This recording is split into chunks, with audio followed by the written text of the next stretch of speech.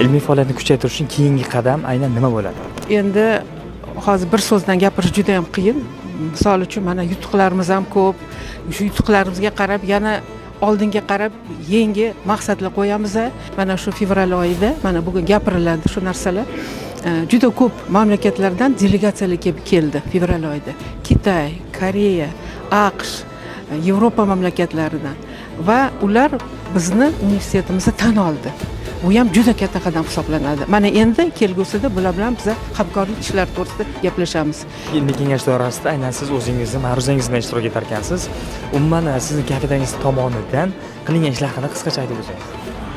Bugungi universitetda katta ilmiy kengashda qilinadigan ma'ruzadan asosiy mavzuning nomi bu oftalmologiya kafedrasini shu yillar mobaynida 25-26 o'quv yillarida qilingan ishlari, olingan yutuqlar, kamchiliklar va shu kamchiliklarni bartaraf etish uchun mulohazalarimiz, takliflarimiz bilan o'rtoqlashamiz bugungi kengashda. Aynan talabalar uchun eng yaxshi yangilik qaysi deb o'ylaysiz? Talabalar uchun eng yaxshi yangilik bu o'ylashim bo'yicha ta'sis etilgan davlat stipendiyalari.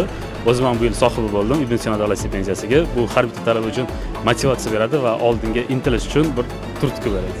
Shuhrat Abdujalovich, bugungi ilmiy kengash doirasida universitetning aynan qaysi sohalarida amalga oshirilgan ishlar muhokama qilinadi?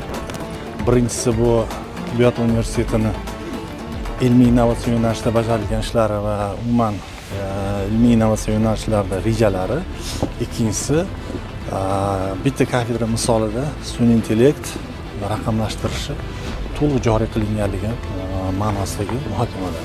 Bundan tashqari eng asosiysi bugun Prezidentimiz yoshlar bilan uchrashuvda bo'lgan asosiy yig'ilishi mazmun mohiyatini murojaatnomasini kalitiga yetkazamiz. Aynan bugungi ilmiy kengash doirasida qanday masalalar muhokama qilinishi kerakligini Toshkent davlat tibbiyot universiteti rektori Shuhrat Abdujalovich aytib o'tdilar. Ilmiy kengash doirasida bo'lib o'tadigan jarayonlarni sizlarning e'tiboringizga qisqa fursatlaringiz bilan havola etamiz. Rahmat.